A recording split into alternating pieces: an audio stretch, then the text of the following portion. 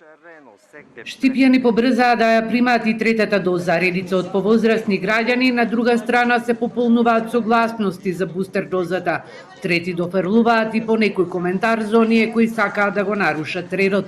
Но полицијата е тука да им укаже оти за неколку минути и ќе ги боцнат.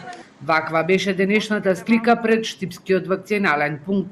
Интересот за бустер дозата е веќе трети ден, а речиси сите се вакцинирани со кинеските Синофарм и Синовак. Па има го же. Колку време чекате? Сега чекаме, па има 20 минути повише не. Зошто еве се одлучивте за трета доза?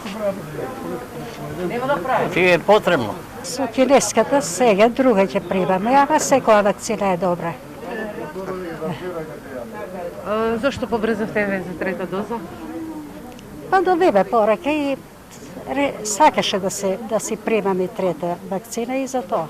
Се размислува пунктот да работи во сабота, од понеделник да се обезбеди и поголем простор во оваа зграда, за да се избегне метежот.